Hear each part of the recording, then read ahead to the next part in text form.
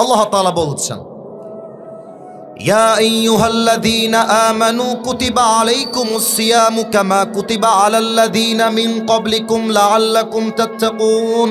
আল্লাহ বলছে, ঈমানদাররা শোনো শোনো, রমজানের রোজাকে আমি আল্লাহ রাব্বুল আলামিন তোমাদের জন্য ফরজ করে দিয়েছি, যেমন ভাবে পূর্ববর্তী উম্মত যা ছিল তাদের জন্য ফরজ ছিল। কেন ফরজ করেছি? উদ্দেশ্য হচ্ছে একটা, লাআল্লাকুম তাত্তাকুন, যাতে করে তোমরা ভয় অর্জন করতে পারো। এক সত্তার আওয়াজ দিয়ে বলেন সবাই, তিনি কে? Or you who believe that fasting has been made obligatory upon all the believers as it was before. আল্লাহ তাআলা বলছেন, রমজানের রোজাকে আমি আল্লাহ তাআলা ফরজ করে দিয়েছি সবার জন্য, মুমিনের জন্য। তা আমি বলছিলাম যেটা রোজা হচ্ছে একটা ফরজ ইবাদত। আগের উম্মতের উপরেও রোজা ফরজ ছিল, তবে সিস্টেমটা ভিন্ন ছিল। আমাদের রোজা হচ্ছে পুরো 1 মাস যাবত।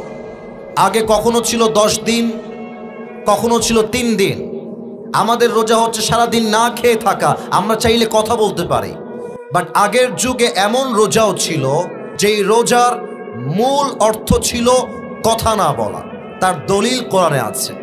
যেমনটা মারিয়াম আলাইহিস সালাতু ওয়াস সালাম বলেছেন, ইন্নী নাযারতু লির-রহমানি সাওমান ফালান উকাল্লিমাল ইয়াওমা ইনসিয়্যা। উনি ডাক দিয়ে বলছেন, আমি রোজা মান্যত করেছি, রোজা রেখেছি, অতএব আজকে আমি কারো সাথে একটা কথাও বলবো না। তার মানে ওই সময়ে রোজার মানে ছিল না খেয়ে থাকা নয়, বরং রোজার মানেই ছিল কথা না বলা। আমার প্রিয় রংপুরের ভাইরা, বলেন তো ইংরেজি মাস এটার নাম কি? এত আস্তে বললে ওয়াজ হবে না। এই মাসটার ইংরেজি নাম কি? This is the sound of the people of Rangpur. রংপুরের মানুষ মিয়া কাপুরুষের সন্তান নয়, সব বীর পুরুষের সন্তান এরা। আচ্ছা বলেন তো আরবি মাসটার নাম কি এই মাসের? আর একবার বলেন সবাই, নাম কি? সামনে একটা মাস আসছে, পবিত্র মাস, মাসটার নাম কি? রমাদান আমাদের সামনে আসতেছে। আমরা কি খুশি না বেজার? আমরা রমাদানকে ওয়েলকাম জানাই। এবং আমরা এই যে সোনামণি, বসো বসো বসো বসো, ওকে ওকে বসাই দাও, কোলে করে বসাই দাও। উঠা যাবে না, উঠা যাবে না। আমরা রমজানের জন্য দোয়াও করে দিই, আল্লাহ রমজান পর্যন্ত আমাদের সবাইকে তুমি নেক হায়াত দান করে দাও। পড়েন সবাই আমিন। আজকে যতটুকু ওয়াজ হবে রমজানকে নিয়ে আমি কিছু কথা বলার, হাইলাইট করার চেষ্টা করব। এবং আজকের আমি জাস্ট একটি আয়াত সর্বপ্রথম তেলাওয়াত করেছি। লম্বা সময় জুড়ে আমরা এই আয়াতের তাফসীর শ্রবণ করব। রাজি আছেন তো সবাই ইনশাআল্লাহ? সবাই কেমন রাজি আছেন তাকবীর দিয়ে প্রমাণ দিবেন। নারায়ে তাকবীর। আচ্ছা, রমজান মাসে খাওয়া দাওয়ার 2টা পার্ট আছে। দেখা যাক, আমি একটা বলি, আপনারা আর একটা বলবেন। আমাদের রমজানের রোজা শুরু হয় সাহরি দিয়ে আর শেষ হয় কি দিয়ে? মাশাআল্লাহ। আর একবার বলেন, শেষ হয় কি দিয়ে? আমি শুরুতে একটা বিষয় সতর্কতামূলক সবাইকে মেসেজ দিতে চাই, এবং আমার এই মেসেজ শেষ হয়ে গেলে কোরআন থেকে আমি একটা নির্দিষ্ট বিষয়ে, নির্দিষ্ট আয়াত থেকে তাফসীর রিপ্রেজেন্ট করতে চাই। ইফতারির সময় মানুষ এমন কিছু ভুল করে যে ভুলগুলোর জন্য মানুষের রোজার বরকত নষ্ট হয়ে যায়, রোজার ফজিলত নষ্ট হয়ে যায়, রোজার মাহাত্ম্য, রোজার সিগনিফিকেন্স আমরা হারিয়ে ফেলি।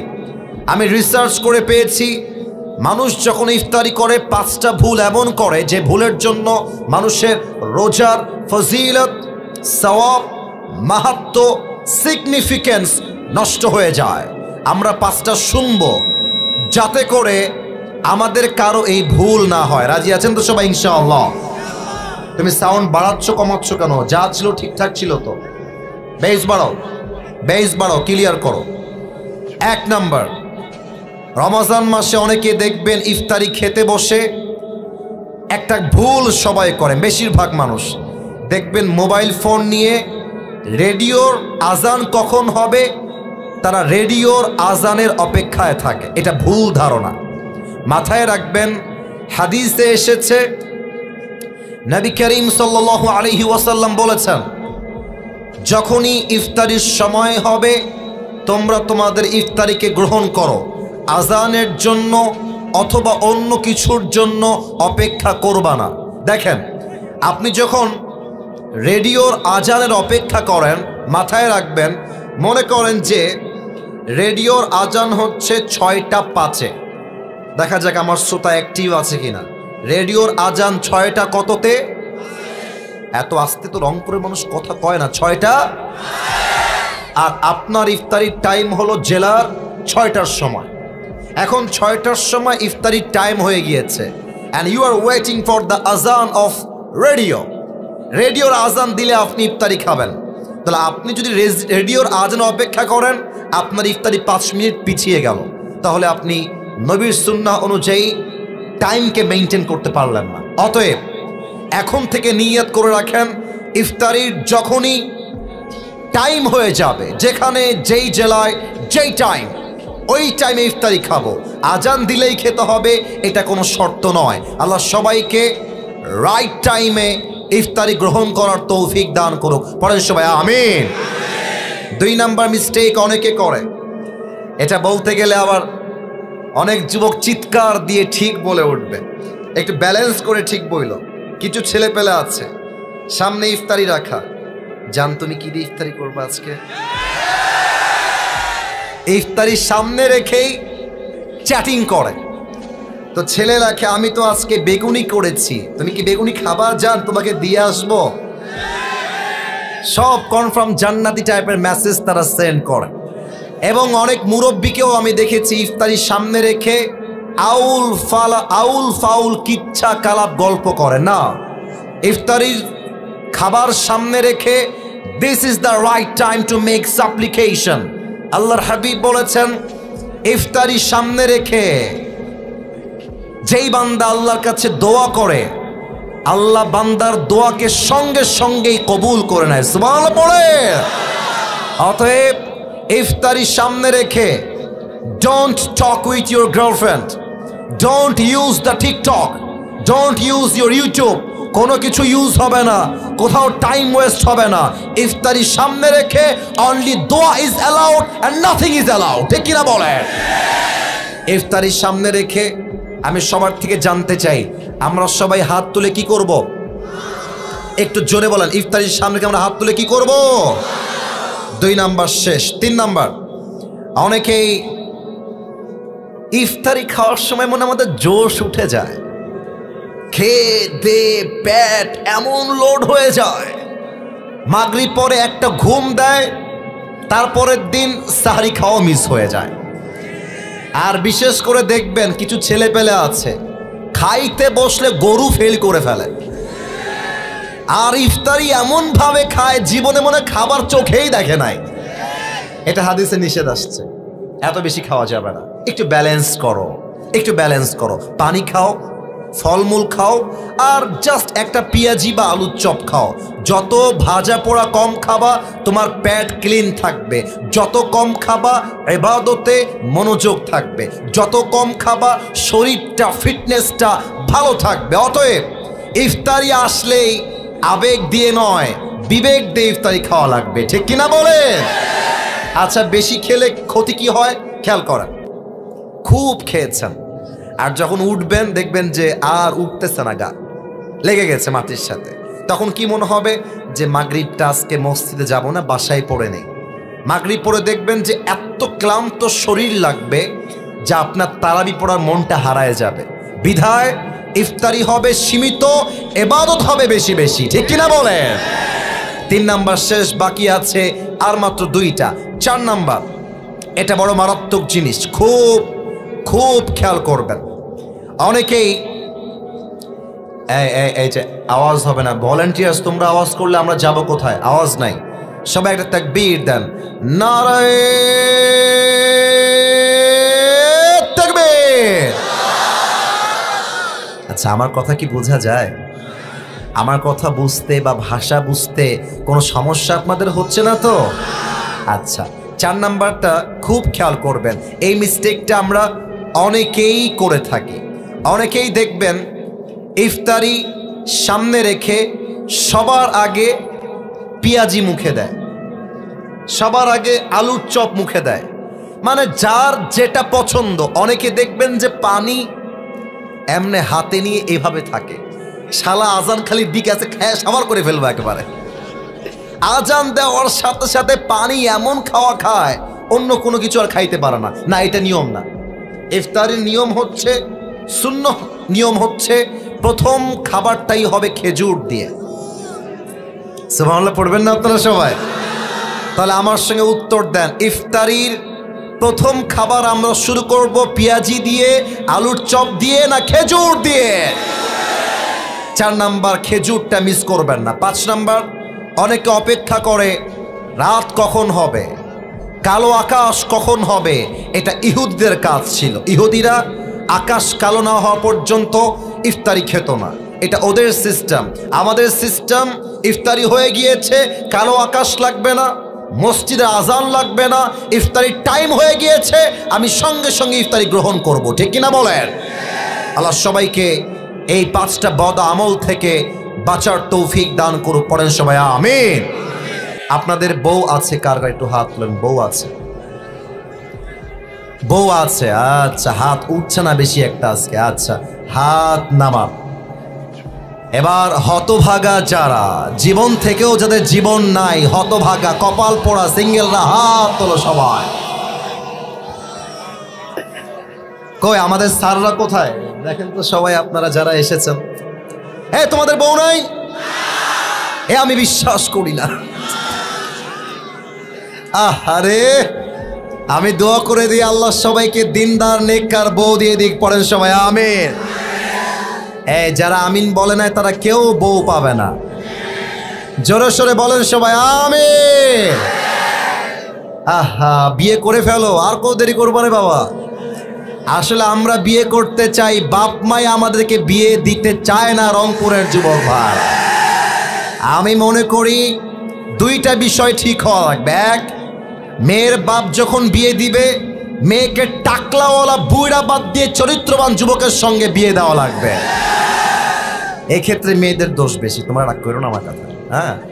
মেয়েরা আজকাল, আমার বাম হাত দেখো, ইঙ্গিতে কথা বলবো, সব কথা মুখে বলা যায় না। মেয়েরা আজকাল এইটা ছাড়া বিয়ের পিড়িতে বসতে চায় না। আর কিছু মেয়ে আছে দেখবা, টাকা পাইলে বুইড়া হোক টাকলা হোক ডাজেন্ট ম্যাটার, টাকলার সঙ্গে বিয়ের পিড়িতে বসতে যায় টাকার জন্য। এমন মেয়ে তো রংপুরে নাই। আরে নাই। আল্লাহ থাকলে হেদায়েত দান করুক। পড়েন সবাই আমিন। আচ্ছা, আমরা 3টা তাকবীর দিব।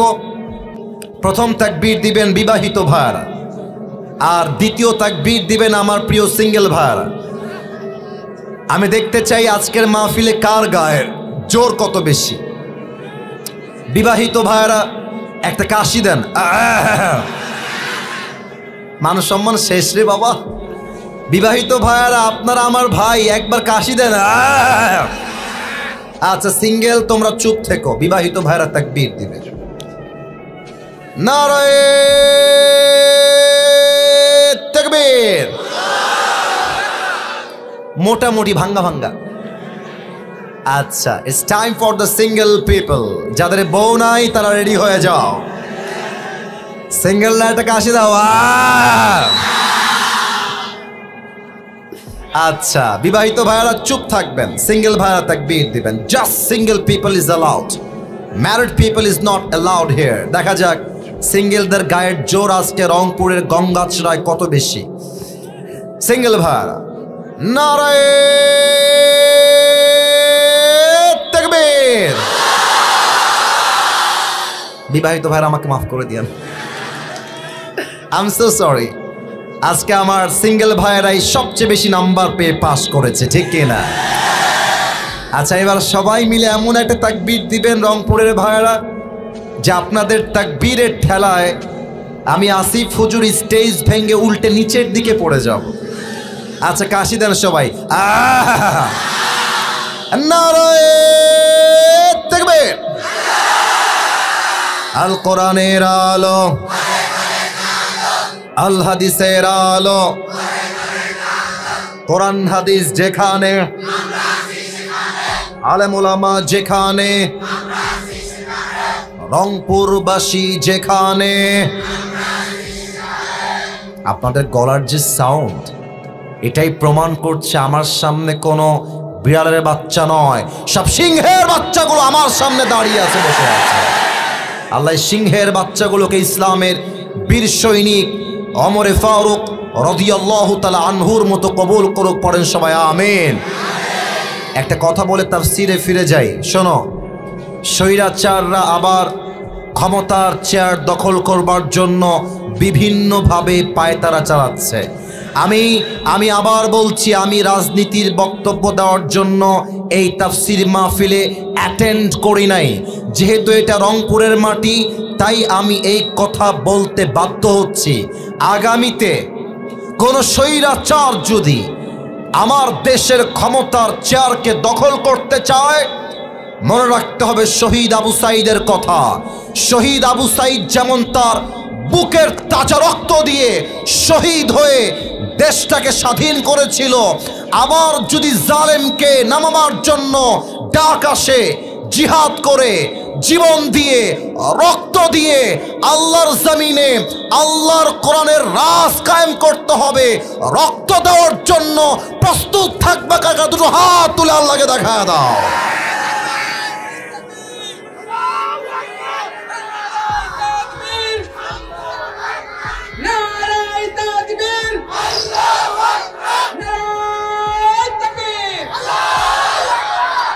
এটা কি আমাদের আবেগের কথা না বিবেকের কথা? যদি কোনো স্বৈরাচার দখল করতে চায়, কথা একটাই, যেই দখল করতে আসবে একটা লাথি মেরে মামুর বাড়ি দিল্লিতে পাঠাই দিবা তোমরা সবাই মিলে। আগামীর বাংলাদেশ কোনো স্বৈরাচারের বাংলাদেশ নয়, আগামীর বাংলাদেশ হবে ইসলামের বাংলাদেশ, কোরআনের বাংলাদেশ। আল্লাহ যেন কবুল করে। পড়েন সবাই আমিন। এটা তাকবীর দেন ঠান্ডা মাথায়, নারে তাকবীর। আচ্ছা বলেন সবাই, আমার হাতে যে কিতাবটা আছে, কিতাবটার নাম যেন কি? এই কিতাবে কোনো ভুল আছে? আর একটু জোরে, কোনো ভুল আছে? কোনো সন্দেহ আছে? যালিকাল কিতাব লা রাইবা ফীহি হুদাল লিল মুত্তাকিন। এটা একটু আরো পড়ে দেন, আর একটু পড়ে দেন। এত এখানে রাখতে হয়, আমি সবসময় পোস্টার পড়ি তো। আচ্ছা যাই হোক, जो हो गया उसके बारे में सोचना नहीं है, हमेशा प्रेजेंट के बारे में सोचना है। ঠিক না বলেন? আমার কমিটি বৃন্দ অনেক কষ্ট করেছেন, যারাই আমাদের কমিটিতে রয়েছেন, আল্লাহ সবাইকে কবুল এবং মঞ্জুর করুক। পড়েন সবাই আমিন। আল্লাহ তাআলা বলেছেন, যালিকাল কিতাবু লা রাইবা ফীহি হুদাল লিল মুত্তাকিন। This is the book, the most authentic, reliable and acceptable book in the world, whereof there is no doubt in it, a guidance to those who are muttaqin. এমন একটা কিতাব আল্লাহ নাজিল করেছেন যে কিতাবে কোনো ভুল নাই, সন্দেহ নাই, সন্দেহের লেশ মাত্র নাই। মুত্তাকিদের জন্য বইটাকে হিদায়াত স্বরূপ পাঠিয়ে দিয়েছে একজন। বলেন সবাই, তিনি কে? আমি একটি আয়াত তেলাওয়াত করেছি 2 নম্বর পারার থেকে, সূরাতুল বাকারাহ। বলেন সবাই রংপুরের ভাইরা, সূরাতুল। বামে আওয়াজ একটু ভালো আছে, আপনাদের আওয়াজ পাই নাই। আরে হাজার হাজার মানুষ বসে আছে, একটা সাউন্ডে পুরো মাঠ কেঁপে উঠবে। বলেন সবাই সূরাতুল বাকারাহ। আমি যে আয়াতটা তেলাওয়াত করেছি এটা হচ্ছে সূরাতুল বাকারার 183 নম্বর আয়াত। আমি প্রশ্ন করছি, উত্তর দিবেন সবাই। 100।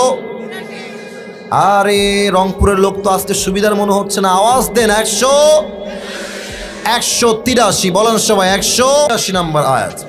এই আয়াতে আল্লাহ তাআলা রমজানের রোজার বিধান বলে দিয়েছেন। আমি সবাইকে প্রশ্ন করছি, রমজানের রোজা সুন্নত, নফল, ওয়াজিব না ফরজ?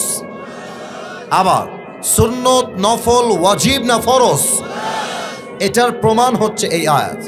আল্লাহ তাআলা বলছেন, ইয়া আইয়ুহাল্লাযীনা আমানু কুতিবা আলাইকুমুস সিয়ামু কামা কুতিবা আলাল্লাযীনা মিন ক্বাবলিকুম লাআল্লাকুম তাত্তাকুন। আল্লাহ বলছে, ঈমানদাররা শোনো শোনো, রমজানের রোজাকে আমি আল্লাহ রাব্বুল আলামিন তোমাদের জন্য ফরজ করে দিয়েছি, যেমন ভাবে পূর্ববর্তী উম্মত যা ছিল তাদের জন্য ফরজ ছিল। কেন ফরজ করেছি? উদ্দেশ্য হচ্ছে একটা, লাআল্লাকুম তাত্তাকুন, যাতে করে তোমরা ভয় অর্জন করতে পারো। এক সত্তার আওয়াজ দিয়ে বলেন সবাই, তিনি কে? You who believed that fasting has been made obligatory upon all the believers as it was before. আল্লাহ তাআলা বলছেন, রমজানের রোজাকে আমি আল্লাহ তাআলা ফরজ করে দিয়েছি সবার জন্য, মুমিনের জন্য।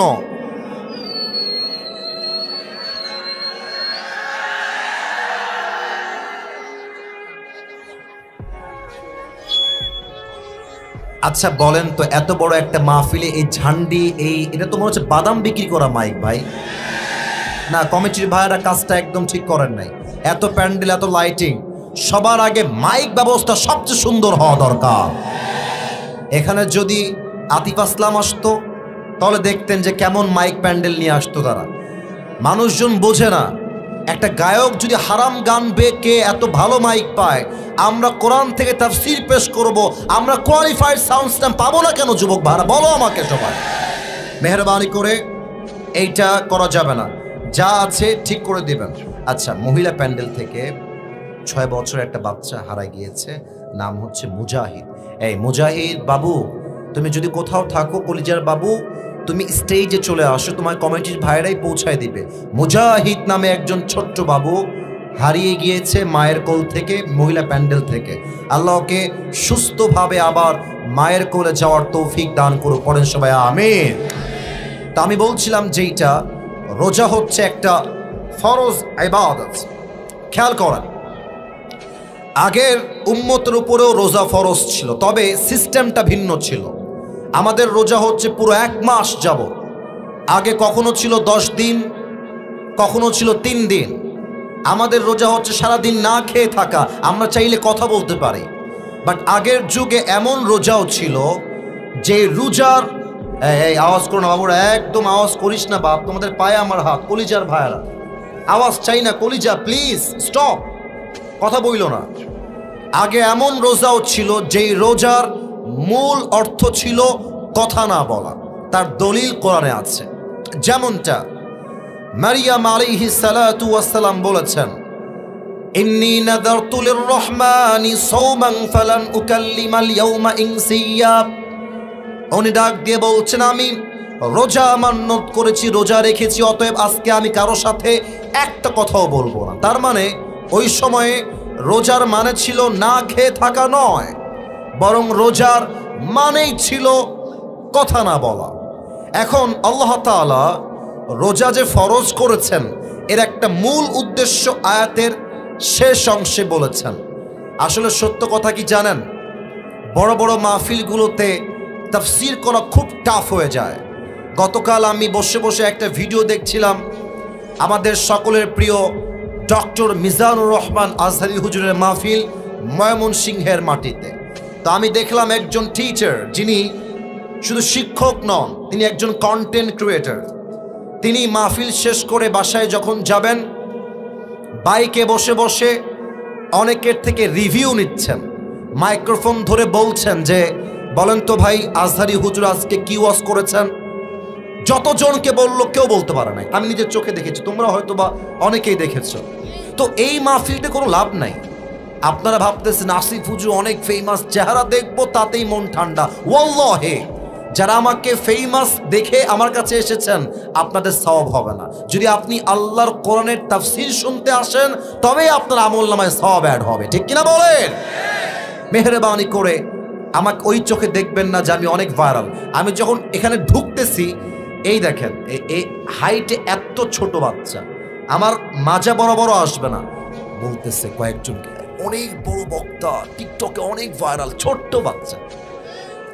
আপনি ভাবেন যে ও কি পরিমাণ সোশ্যাল মিডিয়া অ্যাক্টিভ থাকলে ও আমাকে চিনতে পারে। শুধু চেনে না, আমি কি করি, আমি কেমন ওয়াজ করি, ওখানে বলতেছে সবাইকে, আমার ড্রাইভার শুনেছে। তাহলে বোঝা যায় আজকালকার মানুষ মাহফিলে আসে তাফসীর শোনার জন্য নয়, ভাইরাল ব্যক্তিকে সচক্ষে দেখার জন্য আসে। কথা ঠিক আছে কিনা বলেন? যদি নিয়ত এমন থাকে, change your intention, because in হাদিস দ্য প্রফেট সেইজ ইন্নামাল আমালু বিন্নিয়াত, প্রত্যেকটা আমলের ফলাফল আসবে বেসড অন ইউর ইন্টেনশন। নিয়ত ভালো, সওয়াব থাকবে, নিয়ত খারাপ, সওয়াবও নষ্ট, আমলটাও নষ্ট হয়ে যাবে। ঠিক কিনা বলেন? তাফসীরে মনোযোগ দেন। রোজার ফরজ হওয়ার মূল কারণ হচ্ছে লাআল্লাকুম তাত্তাকুন, যাতে করে তোমরা তাকওয়া অর্জন করতে পারো। এই তাকওয়া কাকে বলে? এর ব্যাখ্যা তাফসীরে কি এসেছে, হাদিসে কি এসেছে, এই পুরো লম্বা সময় জুড়ে আমি এটাকেই হাইলাইট করার ট্রাই করব। আমি প্রথমত হাদিস থেকে তাকওয়ার দুটি অর্থকে আজকে হাইলাইট করতে চাই। নাম্বার ওয়ান, আচ্ছা একটু খেয়াল করেন, রংপুরে যদি কোনো জঙ্গল থাকে, আচ্ছা আপনারা সবাই আফ্রিকার জঙ্গলের নাম শুনেছেন? আচ্ছা আরো সহজ করে দেই, আমাদের বাংলাদেশ সুন্দরবন নাম শুনেছেন? আচ্ছা ভাবেন তো, রংপুরের কলিজার টুকরা গঙ্গাচড়ার ভাইয়েরা, আমি যদি সুন্দরবনের বাগান দিয়ে হাঁটি, জঙ্গল দিয়ে হাঁটি, জাস্ট কি রাস্তা পাবো না সাপ বিচ্ছুও থাকবে? থাকবে। আচ্ছা জাস্ট কি রাস্তাই থাকবে না জঙ্গলে কাটাও থাকবে? কাটাও থাকবে, সব থাকবে। আসুন আমরা হাদিসে যাই। এই হাদিসটা আমি পেয়েছি ওমরে ফারুক রাদিয়াল্লাহু তাআলা আনহুর ব্যাপারে। ওমরে ফারুক রাদিয়াল্লাহু তাআলা আনহু একবার উবাই ইবনে কাব রাদিয়াল্লাহু তাআলা আনহুকে ডাক দিয়ে বলছেন, ইয়া উবাই ইবনে কাব, একটা প্রশ্ন তোমার থেকে জানতে চাই, আমাকে উত্তর দিবা কিনা বলো। উবাই ইবনে কাব বলছে, কি প্রশ্ন, আমাকে তুমি প্রশ্ন আগে বলো। ওমরে ফারুক রাদিয়াল্লাহু তাআলা আনহু বলছেন, মা তা'রিফুত তাকওয়া, তাকওয়া কাকে বলে আমাকে বুঝায় দেন। তো উবাই ইবনে কাব বলছে, বোঝাবো, শর্ত আছে একটা, আমাকে একটা উত্তর দেন তো আপনি। কি উত্তর বলেন, প্রশ্ন কি? উবাই ইবনে কাব বলছে, আচ্ছা আপনি কি কখনো কাঁটাযুক্ত রাস্তায় হেঁটেছেন? কাঁটা, চতুর্পাশে কাঁটা, সাপ বিচ্ছু, এমন রাস্তায় হেঁটেছেন? ওমরে ফারুক বললেন, ইয়েস, আমি এমন রাস্তায় বহুবার হেঁটেছি। উবাই ইবনে কাব বললেন, কেমনে হেঁটেছেন, কিভাবে হেঁটেছেন আমাকে একটু বলেন। উনি বললেন যে আমি আমার পায়ে বুট জুতা, মানে শক্ত জুতা পরেছি, আর হাতে আমি লাঠি রেখেছি, যাতে করে আমাকে সাপ বিচ্ছু অ্যাটাক করলে আমি ডিফেন্স অ্যাটাক করতে পারি। বলছে, ও আচ্ছা, তার মানে আপনি খুব সাবধানে চলেছেন তাই তো? বলছে, হ্যাঁ খুব সাবধানে চলেছি, যেন কাঁটা লেগে না যায়, সাপ বিচ্ছু কামড় না দিয়ে ফেলে। বলছে এটার নামই হচ্ছে তাকওয়া। তো ওমরে ফারুক, আমার চোখ দেখবেন সবাই, লম্বা চোখ করে তাকায় আছে আর বলছে, আপনি কি বললেন, কোথায় জঙ্গল, কোথায় কাঁটা, আর কোথায় তাকওয়া? আমি তো আপনার কথার আগা মাথা কিছুই বুঝলাম না। প্লিজ এক্সপ্লেইন দিস ম্যাটার, আমাকে একটু ব্যাখ্যা করে বোঝায় বলেন। এবার উবাই ইবনে কাব বলছে, ইয়া ওমর, দুনিয়াতে যখন আপনি চলতে যাবেন, দুনিয়ার একদিকে আছে হালাল আর একদিকে আছে হারাম। আমি রংপুরের যুবক এবং মুরব্বীদেরকে এই মুহূর্তে দুইটা অপশন দিচ্ছি। আমার দুইটা, look at my two fingers, দুইটা আঙ্গুল দেখেন, বলেন সবাইকে আমি এই মুহূর্তে কয়টা অপশন দিব? না, এটা এই সাউন্ডে হবে না, বলেন সবাই কয়টা? এক নাম্বার, আমি আপনাকে একটা রংপুরে সরকারি চাকরি দিব, যার বেতন হবে ৮০,০০০ টাকা। বলেন সবাই কয় হাজার টাকা? এই তাকওয়া বুঝতে হলে এই এক্সাম্পলটা, you have to understand this example very clearly, আপনাকে বুঝতে হবে। ৮০,০০০ টাকার চাকরি, বেসরকারি না সরকারি? এই রে কথা কয় এরা কথা কয় না রে বাবা। বেসরকারি না সরকারি? সরকারি চাকরি। বেতন কত হাজার? বেতন কত হাজার? ৮০,০০০। একটা অপশন। সেকেন্ড অপশন হলো, তোমাকে সরকারি চাকরি দিব না, তোমাকে একটা মুড়ির দোকান দিব, অথবা তোমাকে আমি ধানের খেতে কাজ করতে দিব, কাজ করে তোমাকে কামাই করতে হবে, তবে তুমি যদি ধানের কামাই বাদ দিতে চাও, মুড়ি বিক্রি করতে না চাও, তোমাকে সরকারি চাকরি নিতে হবে। শর্ত আছে একটা। কি শর্ত স্যার? শর্ত হলো তোমাকে সরকারি চাকরি নেওয়ার পূর্বে 10 লাখ টাকা ঘুষ দেওয়া লাগবে। আপনি যদি মুত্তাকি হয়ে থাকেন, আপনি কি বলবেন? আপনি বলবেন, যেই সরকারি চাকরি নেওয়ার জন্য আমাকে 10 লাখ টাকা হারামভাবে ঘুষ দেওয়া লাগে, ওই চাকরির মুখে আমি লাথি মারি। আমি ভ্যান চালায় খাবো, আমি প্রয়োজনে ধানের খেতে কাজ করে খাবো, তবু আল্লাহর জমিনে আল্লাহর বিধানের বাহিরে গিয়ে 1 পয়সা হারাম কামা আমি করতে পারবো না। ঠিক কিনা বলেন? This is called taqwa. You have to accept the halal and you have to avoid the haram. If you can do that, then you are the real believers and you are the real muttaqi. যদি বান্দা হালালকে অর্জন করতে পারে আর হারামকে avoid করতে পারে, সেই বান্দাই হচ্ছে প্রকৃতপক্ষের মুত্তাকি। ঠিক কিনা বলেন? আর একটা অপশন দেই, যুবকরা বুঝবে ভালো। আমি তোমাকে 4টা মেয়ে দিব, 4টাই তোমার গার্লফ্রেন্ড হবে। এইসকে বললো রে, কানের নিচে লাগাবো একেবারে, কথা বোঝো আগে। আর একটা অপশন দিব, 4টা নয়, তোমাকে আমি একজন দিব, তবে সে তোমার হালাল বউ হবে। যে যুবকের হৃদয়ে আল্লাহর ভয় আছে, ও বলবে আমি আমার 4টা হারাম গার্লফ্রেন্ডের গুল্লি মারি, আমার জীবনে একটা হালাল বউ হলেই তো আমার পুরো জীবনটাই কেটে যাবে। এটার নাম হচ্ছে তাকওয়া। হারামকে বাদ, হালালকে অ্যাকসেপ্ট করবেন। নাম্বার 2, আমি হাদিস খুঁজে পেয়েছি তাকওয়ার 2 নাম্বার অর্থ। আচ্ছা, এখন বাজে মনে করেন রাত 12টা। রংপুরের ভাড়া রাত বাজে কয়টা? আচ্ছা, একটু তাকান তো এইদিকে, পুরো জায়গাটা দেখেন। এখানে লাইট আছে, ওই পাশে লাইট নাই। এখন যেই সময় আমরা আছি, এটা কি দিন না রাত? এরা বুঝেছে, আপনারা মনে হয় বোঝেন নাই। দিন না রাত? রাত। আচ্ছা, মনে করেন চতুর্পাশে কুয়াশা, কুয়াশা দিয়ে ভরা। আপনার বাসায় আপনি আছেন, রুমের জানালাও বন্ধ, দরজাও বন্ধ, সব বন্ধ, চতুর্পাশে কুয়াশা কুয়াশা। আপনি মোবাইল ফোন বের করে আপনি পর্নোগ্রাফি দেখছেন, হারাম ভিডিও দেখছেন, অশ্লীল নগ্ন ভিডিও দেখছেন। চতুর্পাশে কুয়াশা, লাইট বন্ধ, দরজা বন্ধ, জানালা বন্ধ। আপনাকে কেউ না দেখলেও দেখছে একজন। বলেন সবাই, তিনি কে? এটার নাম তাকওয়া। মানে আমি যাই করি না কেন, আমাকে মাথায় রাখতে হবে আল্লাহ আমাকে দেখছেন। আর আল্লাহর ভয়ে যে অন্যায়কে ছাড়তে পারে, তাকে মুত্তাকি হিসেবে ঘোষণা দিয়েছে একজন। তিনি কে? যাদের হৃদয়ে আছে আল্লাহর ভয়। বলেন না, যাদের হৃদয়ে আছে আল্লাহর ভয়, তারা কভু পথ ভুলে যায় না। আল্লাহর প্রেম ছাড়া এই দুনিয়ায় কারো কাছে কোনো কিছু চায় না। ঠিক কিনা বলে? রাতের আধারে যারা সিজদাতে রয়, দু চোখের অশ্রুতে নদী যেন বয়। ছলনার হাত ছানি যতই আসুক, ছলনার হাত ছানি যতই আসুক, পেছনে ফিরেও সে তাকায় না। যাদের হৃদয়ে আছে আল্লাহর ভয়, তারা কভু পথ ভুলে যায় না। আল্লাহর প্রেম ছাড়া এই দুনিয়ায় কারো কাছে কোনো কিছু চায় না। ঠিক কিনা বলে? এবার আসুন তাকওয়াকে আমি বর্তমান বাংলাদেশের সঙ্গে একটু মিলিয়ে দেখাই। 5 আগস্টের সকাল বেলাও যিনি আমাদের দেশের একজন প্রধানমন্ত্রী ছিলেন, নাম কি? অনেক ভালো মানুষ আমাদের আপা ছিলেন। অনেকে অনেক কষ্ট পেয়েছেন আপা চলে যাওয়ার জন্য। তো যারা কষ্ট পেয়েছেন, বলবো আপনারা বাংলাদেশে আছেন কেন, মামুর বাড়ি দিল্লি পালিয়ে যান, আপনাদের বাংলাদেশে কোনো অধিকার আপনাদের নাই যুবক ভাই। আমাদের আপা দেশটাকে একদম দেউলিয়া বানায় দিয়েছে, একদম দেউলিয়া বানায় দিয়েছে। এখানে অনেক বিএনপি আওয়ামী লীগ থাকতে পারেন, আমার সঙ্গে কারো কোনো মারামারি নাই।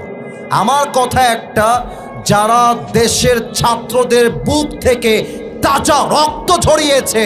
এই বাংলার জমিনে এদের বিচার না হলে জনগণ আইন তাদের হাতে তুলে দিতে বাধ্য হবে।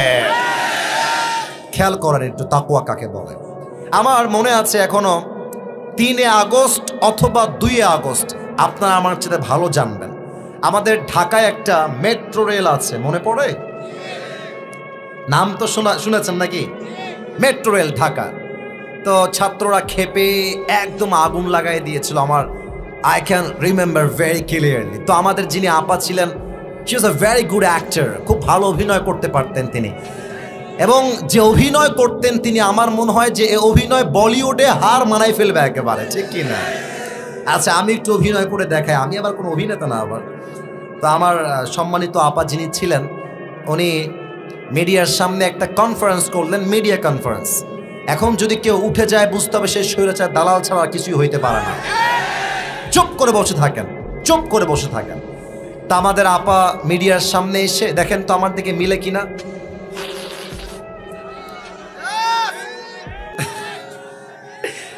নাক মুছতেছিলেন আর বলতেছিলেন যে এটা ঠিক করতে আমার 300 কোটি টাকা লেগে যাবে। I was very surprised जी यार 300 কোটি, ये तो बहुत बड़ा एक अमाउंट है। আমার মনে হয়েছিল না ছাত্ররা কাজটা ঠিক করে নাই, 300 কোটি লস, কাজটা একদম ঠিক হয় নাই। আমার মন তখন এটা আমাকে বলেছিল। তা আমার পরবর্তী সময় আমি দেখলাম 300 কোটি বহুত দূর কি বাত है। এই মেট্রো রেল ঠিক হয়েছে মাত্র 23 কোটি টাকায়। তখন আমি বুঝে আসলাম যেই আপা এক চান্সে 300 কোটি মারতে পারে, সেই আপা 16 বছরে কত কোটি মারতে পারে, হিসাবটা আপনারাই মিলায় নেন, হিসাবটা আপনারাই মিলায় নেন। অতএব একটা কথা স্পষ্ট ভাষায় বলছি, আমি জানি না বাসায় যাওয়ার সময় আমি নিরাপদভাবে বাসায় যাব কিনা, তবে আমি বলতে 1 নাম্বার উচ্চ কণ্ঠে ভাষায় বলছি, আগামীর বাংলাদেশে কোন নারীকে আমরা ক্ষমতার চেয়ারে চুল পরিমাণ আর বরদাস্ত করতে পারবো না। 2 নাম্বার কথা, তাকবীর পরে আমাকে শেষ করতে দেন।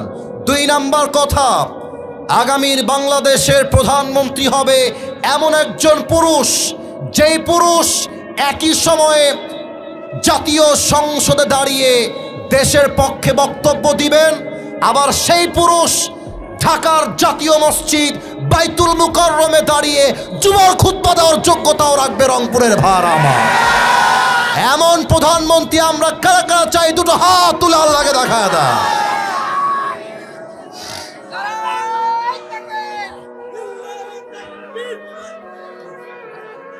আল্লাহ স্লোগানকে কবুল করুক। পড়েন সবাই আমিন। আপনারা সবাই আল্লামা দেলোয়ার হোসেন সাইদি হুজুরের নাম শুনেছেন? এই ভয় পাবেন না, নাম শুনেছেন আপনারা সবাই? উনি বলতেন, আমরা হক কথা বলে তোমরা আমাদের গালি দাও রাজাকার, জঙ্গিবাদ আর মৌলবাদ বলে। তবে মৌলবাদ বললে আমরা রাগ করি না, কারণ মৌল আসছে মূল থেকে। মূল মানে কোরআন, মূল মানে হাদিস, মূল মানে আল্লাহ তাআলা, মূল মানে হচ্ছে হিজ লাস্ট মেসেঞ্জার মুহাম্মদ সাল্লাল্লাহু আলাইহি ওয়াসাল্লাম। অতএব যারা আমাদেরকে মৌলবাদী বলে গালি দাও, আমরা সবাই মূলবাদী, তোমরা সবাই আগাবাদী। বলেন তো রংপুরের ভাইয়েরা, গাছের আগায় শক্তি বেশি হয় না গোড়ায় শক্তি বেশি হয়? উনি বলতেন তোমরা থাকো গাছের আগায় আর আমরা থাকি গাছের গোড়ায়। বাসা বাড়াবাড়ি বেশি কইরো না, বেশি বাড়াবাড়ি করলে 16 কোটি মানুষ মিলে গাছের গোড়ায় একটা ঝাঁকুনি মারবে, মামুর বাড়ি দিল্লি গিয়ে পড়বা, দিল্লি গিয়েই তারা পড়েছে। এবার আসেন তাকওয়া সাহাবাদের মাঝে কেমন ছিল, তারা দেশকে কেমনে চালিয়েছে। দেখা যাক ইসলামী নলেজ রংপুরের মানুষের মাঝে কতটুকু আছে। বলেন তো ইসলামের খলিফা মোট কয়জন? আমি তো আঙ্গুল দেখাই দিলাম, তাও বলেন না কেন? সবাই বলেন কয়জন? 4 জন খলিফা। 1 নম্বরে কার নাম আসবে? তো ভয় কেন পান? এক বাক্যে বলেন 1 নম্বরে কার নাম আসবে? আবু বকর রাদিয়াল্লাহু তাআলা আনহু। দেখেন তাকওয়া কাকে বলে। আবু বকরের কাছে এসে একজন সাহাবী বলছে, ইয়া আবু বকর, আপনার বাসায় একটা জরুরি তলব এসেছে, আপনাকে বাসায় একটু যাওয়া লাগবে। আবু বকর বাসায় এসেছেন, এসে বলছেন, বউ তোমার কি হয়েছে, কি সমস্যা আমাকে বলো। আবু বকর রাদিয়াল্লাহু তাআলা আনহুর স্ত্রী ডাক দিয়ে বলছে, ইয়া খলিফাতুল মুসলিমিন, আপনার কয়েকজন সন্তান মিলে আবদার করেছে তারা আরবের সবচেয়ে দামি খাবার সারিদ খেতে চায়। যেমনভাবে আমাদের বাংলাদেশে দামি খাবারের নাম হলো মুরগির গোস্ত নয়, গরুর গোস্ত। যারা মধ্যবিত্ত পরিবারের সন্তান, আমরা পুরো মাসে একটা দিনও আমরা গরুর গোস্ত ঠিক মতো খাইতে পারি না, ঠিক কিনা বলেন? বলছে ও আচ্ছা সারিদ খেতে চায়, তবে আমি তোমাদের কাছে মাফ চাচ্ছি, আমি যে সারিদ কিনে খাওয়াবো ওই টাকাটা আমার কাছে নাই। কে বলছে? প্রধানমন্ত্রী। আবার বলছেন কে বলছে? প্রধানমন্ত্রী। সারিদ কিনে দিব, এই টাকা আমার কাছে নাই। তো বলছে তোমরা আমাকে মাফ করে দিও। বাড়ি থেকে বের হয়ে গেছে। 3 মাস পরে আবু বকর রাদিয়াল্লাহু তাআলা আনহু একদিন বাসায় আসছেন, দেখছে তার বউ একটা প্লেট নিয়ে সামনে এসেছে। আরে প্লেটে কি রাখা আছে আমাকে বলো। বলছে রাখা আছে সারিদের টুকরা, এই নেন আপনি খান। সারিদ তোমরা কই থেকে পেয়েছো? আমি তো টাকা দেই নাই, আসলো কই থেকে? আবু বকর রাদিয়াল্লাহু তাআলা আনহুর বউ ডাক দিয়ে বলছি, ইয়া খলিফাতুল মুসলিমিন, আপনি প্রত্যেক মাসে যেই টাকা আমাকে দেন, টাকা বাঁচিয়ে বাঁচিয়ে আমি এই সারিদগুলো ক্রয় করেছি আপনার জন্য, আমার সন্তানের জন্য। এই হাদিসটা আমার শেষ হাদিস, বুঝে যাবেন বাসায়। এবার আবু বকর বলছে তাহলে দাও আমাকে, আমি এক টুকরা খাই। এক টুকরা খেয়ে আবু বকর রাদিয়াল্লাহু তাআলা আনহু বাড়ির থেকে বের হয়ে গিয়েছেন। সাহাবা একরাম যারা রাষ্ট্রপতি, প্রধানমন্ত্রীর সঙ্গে যারাই কাজ করে, সেনা, সবাইকে ডেকে এক বিশাল লম্বা মজলিসের শুরা বৈঠক করেছেন। আবু বকর, আমার দিকে তাকাবেন সবাই, ডান দিকে সাহাবা একরাম দাঁড়িয়ে আছে বসে আছে, বাম দিকে সাহাবা একরাম বসে আছে দাঁড়িয়ে আছে, আর আবু বকর ঠিক মাঝখানে। কথা কি বোঝা যায়? না, কথা বলতে হবে। কথা কি বোঝা যায়? ডানেও সাহাবা একরাম, বামেও সাহাবা একরাম, মাঝে দাঁড়িয়ে আছেন আবু বকর রাদিয়াল্লাহু তাআলা আনহু। উনি দাঁড়িয়ে গিয়েছেন, বলছেন সাহাবা একরাম শোনো, তোমরা আমাকে প্রধানমন্ত্রী হিসেবে যেই বেতনটা দাও, সেই বেতনটা হচ্ছে কথার কথা 30,000। তোমরা এখানে কমায় দিবা, এই মুহূর্তে আমার বেতন হবে 25,000। এক সাহাবী ডাক দিয়ে বলছে, ইয়া খলিফাতুল মুসলিমিন, বেতন যা ছিল ঠিকঠাক ছিল, কমবে কেন? উনি ডাক দিয়ে বললেন, আমার বেতন থেকে টাকা বাঁচিয়ে বাঁচিয়ে আমার স্ত্রী আমার সন্তানদের জন্য সারিদ কিনেছে, এটাই প্রমাণ। বেতন যদি আমার কমই বেশি হতো, আমার বেতন যদি ঠিকঠাক হতো, তাহলে তো 1 টাকাও বাঁচতো না। তোমরা এখনই আমার বেতন কমায় দাও। এক সাহাবী বলছে, ইয়া খলিফাতুল মুসলিমিন, বেতন যা আছে তাই থাকবে, প্লিজ এটা কমাবার ট্রাই করবেন না। এবার আবু বকর ডাক দিয়ে বলছে, শোনো, তুমি আমাকে কাগজের খাতায় লিখে দাও, আমার বেতন বেশি হওয়ার জন্য যদি কিয়ামতের দিন আল্লাহ আমাকে হিসাবের কাঠগড়ায় দাঁড় করায়, সমস্ত দায়ভার তুমি তোমার কাঁধে তুলে নিবা। এই কথা বলার সঙ্গে সাহাবীটা মাথা নিচু করে ফেলেছে।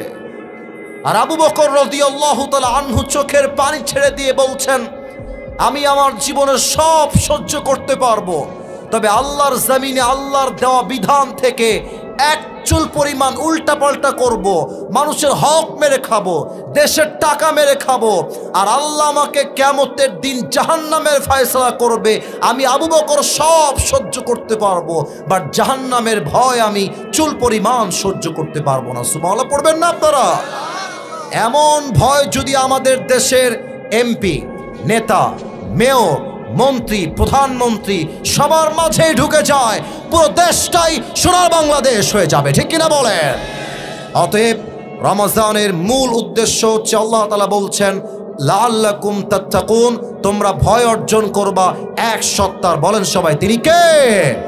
এবার সবাই 2 হাত তোলেন, সবাই 2 হাত তোলেন। আমি কাউকে যেন হাত বাদ যাওয়া না দেখি। এখন বাজে রাত 12:15। আমি যখন এসেছি স্টেজে তখন বাজতেছিল 10:55, এখন বাজে 12:15, তার মানে প্রায় 1.5 ঘন্টার কাছাকাছি। আমার প্রিয় ভাইয়ারা, আমার একটা কথা, কমিটির ভাইকে আমি বলেছি 1 ঘন্টার বেশি ওয়াচ করব না, তবু 1 ঘন্টার বেশি হয়েছে, কারণ রংপুরে এসে নিয়ম নয়, ভালোবাসা দিয়ে হিসাব করতে হয়, ঠিক কিনা বলেন? আমি এখন সবার হাতটা একটু উঁচুতে দেখতে চাই, একটু উঁচুতে। সবাই একটা কাশি দেন। আমি আসিফ যা যা বলবো এখন যদিও আমি অযোগ্য অথবা আমি জানি, তবে আমার কথার সঙ্গে যা যা বলবো you have to repeat after me. এটা কাশি দেন। এবার সবাই এই যে ডান হাতটা বুকে রাখেন, বাম হাতটা উপরে রাখেন। ডান হাতটা বুকে রাখেন, সবাইকে দেখতে চাই। ডান হাত বুকে, বাম হাত উপরে। বলেন সবাই, এই মাঝখানে কে ওঠে? এই বসো, বসায় দাও। আচ্ছা সবাই আমার দিকে তাকান। বাম হাত উপরে, ডান হাত আপনার বুকে। বলেন সবাই আল্লাহ। একটু রংপুরের সাউন্ড, আল্লাহ আমি তোমার শাহী দরবারে দিল থেকে। আমার পেছনে অনেক সুন্দর অ্যাক্টিভ শ্রোতা, সামনে অ্যাক্টিভ দেখতে চাই। বলেন সবাই দিল থেকে দুইটা ওয়াদা করছি। এক, বলেন সবাই এক, আমি রমজানের প্রত্যেকটা রোজা তোমার সন্তুষ্টির জন্য আদায় করব। এই ভাই নিয়ত করেন না, বলেন সবাই আদায় করব। বলেন সবাই ইনশাআল্লাহ। বলেন আল্লাহ, ও আল্লাহ আমার 2 নম্বর ওয়াদা, আমি রমজানে, এই ওয়াদা কেউ যেন মিস না যায়। বলেন রমজানে 5 ওয়াক্ত নামাজ বা জামাত আদায় করব। এবার 2 হাত তোলেন, সবাই 2 হাত তোলেন। এবার জবান খুলে মুষ্টিবদ্ধ হাত দিয়ে বলেন ইনশাআল্লাহ। আল্লাহ সবাইকে তুমি রমজান মাস থেকে 5 ওয়াক্ত নামাজি হিসেবে কবুল করে নিও। পড়েন সবাই আমিন। হাত নামান। যারা দাঁড়িয়ে আছেন দোয়ার জন্য একটু বসে পড়ো। যারা দাঁড়িয়ে আছেন, তোমরা আমার কলিজা না, বসে পড়ো। তোমরা আমার ভালোবাসো তো, বসে পড়ো। দোয়ার জন্য বসো, দোয়ার জন্য বসো। এই তো বসে গেছে, মাশাআল্লাহ মাশাআল্লাহ। ডানে যারা আছেন দাঁড়িয়ে থাকেন, জায়গা নাই বুঝতে পারতেছি। ওখানে কারা উঠতেছে? এই ছেলে পেলে, দোয়া ছাড়া কেউ যাবা না, খবরদার। আচ্ছা একটা প্রশ্ন আসছে, উত্তর দিব না দোয়া করে দিব? ও দোয়া করে দিব, তাই না? প্রশ্ন পড়বো না কি পড়বো না? আচ্ছা এটা পড়েই দোয়া হবে মেহেরবানি করে। ও এই প্রশ্ন অনেক আগে উত্তর দেওয়া হয়ে গেছে ভাই, এগুলো দিয়ে লাভ নাই, সমস্যা নাই। সবাই দুরূদ শরীফ। না এই প্রশ্ন পুরো সোশ্যাল মিডিয়ায় ভাইরাল। আল্লাহুম্মা সাল্লি আলা মুহাম্মদ ওয়া আলা আলি মুহাম্মদ কামা সাল্লাইতা আলা ইব্রাহিম ওয়া আলা আলি ইব্রাহিম ইন্নাকা হামিদুম মাজিদ। আলহামদুলিল্লাহি রাব্বিল আলামিন ওয়াসসালাতু ওয়াসসালামু আলা সাইয়্যিদিল আমবিয়া ওয়াল মুরসালিন ওয়া আলা আলিহি ওয়া আসহাবিহি আজমাইন। আল্লাহ রাব্বুল আলামিন গভীর অন্ধকার রাত, শরীরটা খারাপ, তবুও তোমার এই তাফসীর মাহফিলে কোরআনের বাগানে আমরা সবাই একসঙ্গে বসেছি। আল্লাহ প্রায় 1 ঘন্টা 20 মিনিট যাবত আমি অধম যা বলেছি, আল্লাহ আমার ভুলগুলো ক্ষমা করে দিয়ে সবাইকে তুমি সঠিক কথা অনুযায়ী আমল করার তৌফিক দান করে দাও আল্লাহ। আল্লাহ রাব্বুল আলামিন রংপুরের মানুষগুলো বড্ড ইসলাম প্রেমিক মানুষ, বড্ড কোরআন প্রেমিক মানুষ। আল্লাহ মেহেরবানি করে রংপুরের সবাইকে তুমি ইসলামের খাদেম হিসেবে কবুল এবং মঞ্জুর করে নাও আল্লাহ।